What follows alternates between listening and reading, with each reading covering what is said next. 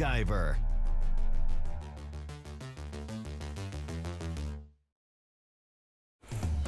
Coming up on Mountain News this morning, one Commonwealth organization is opening its doors to help those battling addiction. And Lexington celebrated Arbor Day over the weekend with plant lovers from all across the Commonwealth. Dedicated to Eastern and Southern Kentucky, this is WYMT Mountain News This Morning. Good morning, I'm Olivia Calfee. The time is 6:31 on October 9th. Now let's check in with meteorologist Evan Hatter for a look at your forecast this morning. And we're seeing a chilly start to our morning after that, I would say, cold weekend. I was cold all weekend, so don't leave the door. Don't send your kids to the bus stop without a jacket this morning, that's for sure. Yeah, that's a pretty good bet, especially because we have some of those showers out there this morning. Now, I will say, I was a fan of the weather this weekend. We opened the house up, turn off the heat and the AC. It was actually pretty nice there on Saturday and on Sunday, and similar temperatures out there this morning, well below normal for this time of year. The view from downtown Somerset this morning, all is quiet. The car is starting to come to life out there this morning. Same thing from our Pikeville Medical Center camera. They're at 46. Still watching a couple of those showers out there, basically Harlan up to about Hyden at this point, and northern parts of Clay County. We'll move up toward Booneville, into portions of Owsley County, and out toward Beattyville as well. Seeing a few of those showers this morning. Temperatures low to mid 40s out there, even mid to upper 40s in some spots. Basically everywhere but Southwest Virginia, where they are still steeped in the 30s. It's now 34 in Clintwood. That is chilly out there. Your bus stop forecast this morning. Olivia's right. Send the kiddos out with a coat because it's going to be a little cool. Those temperatures in the low 50s with the showers around. We'll try to clear them out into the afternoon, making it into the low to mid 60s, but still below normal for this time of year.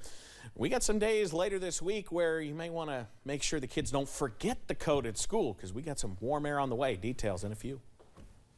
All right, thank you, Evan. On Wednesday morning, the Williamson, West Virginia Fire Department responded to a structure fire.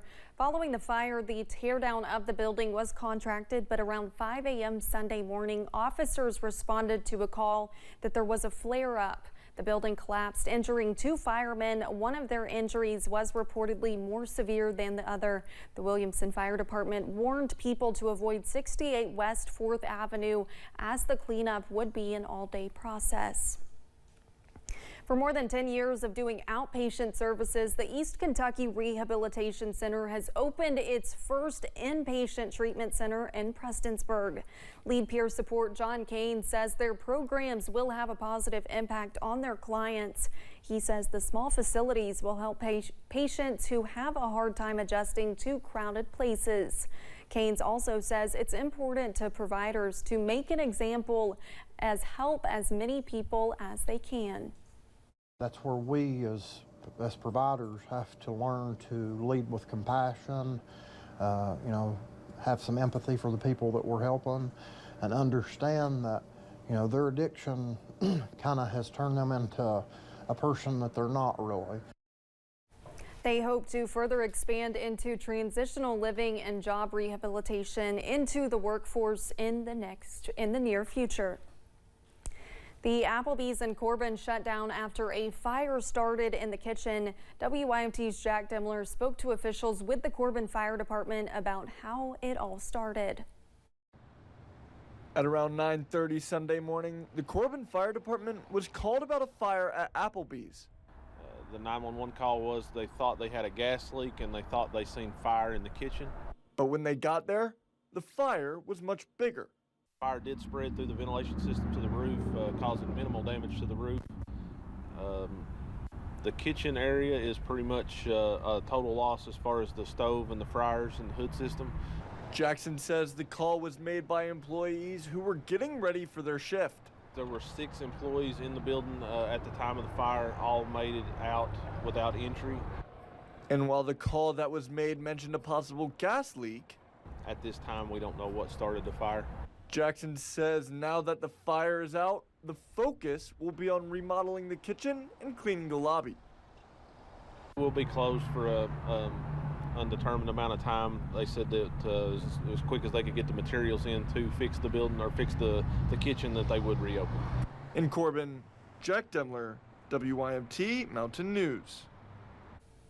Jackson says their arson investigator currently has the Applebee's fire under investigation and says there should be a pretty good idea of what caused the fire after the Applebee's insurance investigator checks it out. Fall fire season is underway here in the Commonwealth. This is the 8-week period from October to mid-December that our weather conditions prove favorable for forest and wildfires to ignite. These conditions also occur in the springtime as well. This past spring, a fire started in Natural Bridge State Park and spread to the Boone State Park as well. Officials say it was a close call. You can see the impact of an uncontrolled situation for a little bit. Thankfully, you know, compared to the park size and what it could have been, the agencies that were involved did a great job in getting it contained. Only 2 miles worth of the 20-mile trails was damaged by the fire. Officials believe humans were the initial cause of the burn. Saturday was the 32nd annual Arbor Day celebration in Lexington, with folks gathering at the Arboretum to celebrate. Alexa Minton stopped by to learn more.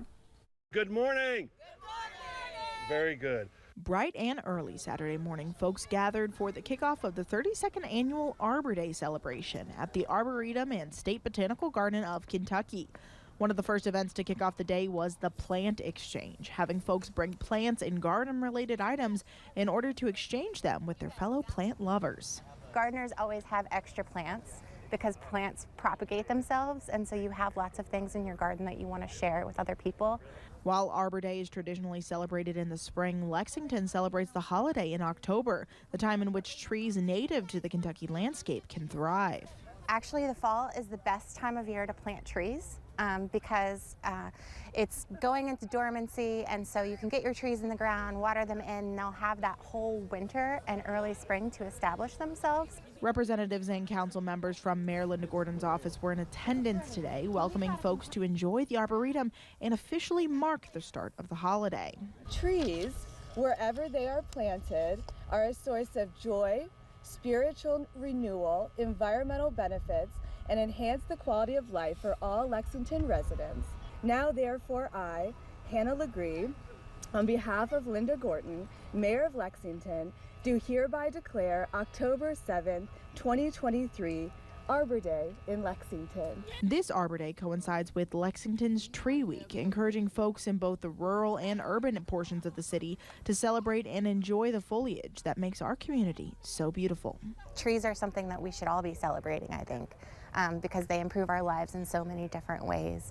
And the Arboretum is a great place to learn about them. In Lexington, Alexa Minton, WKYT.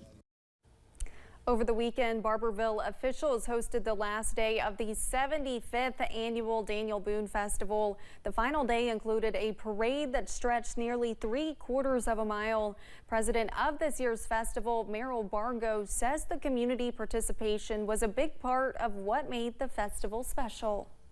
Well, this is what we planned for all last year. We planned this festival last year along with the 74th, and so we worked hard last year to get more participation from the community, and this year they responded well, and everybody's had a big time, and it's just been a great time for the community and for the people that come back in from out of state.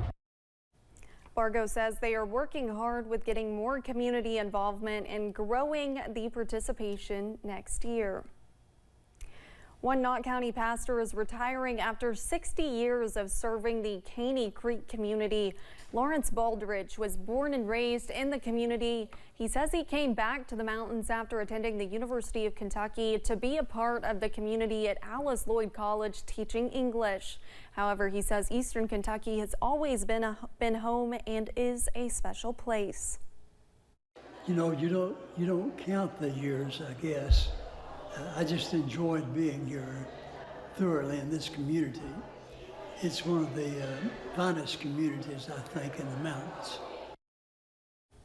Baldridge says he will continue being a member of the church, adding that he will still be around in the community, helping others and spreading the word of God.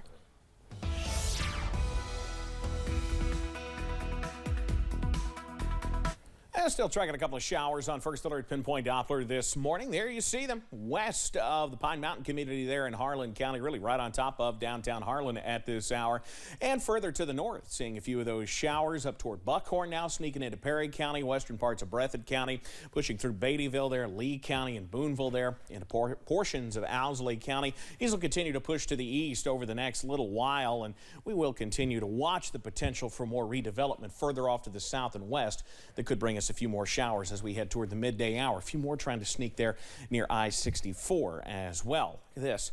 Still 43 Manchester, Harlan, 42 in Middlesboro, Wise up to 41. Everyone else in Southwest Virginia sticking in the 30s. Your forecast first. We won't be in the 30s long. We'll be near 50 by 9 o'clock, 57 by noon. But again, watching those showers, we're near 60 as we head into the afternoon and finally starting to clear out as we head toward the evening with those temperatures in the 60s. Though that could mean some frosty conditions for some tonight. I'll have the details on that here in just a few minutes. Olivia? Thanks, Evan, and thank you for joining us. The time is now 6:42. Still to come on Mountain News this morning. We'll have more on the conflict that broke out in Israel during the weekend. Stop Forecast, sponsored by Big Sandy Heating and Cooling, the king of comfort. Hey, it's summertime and it's going to be hot, but if you're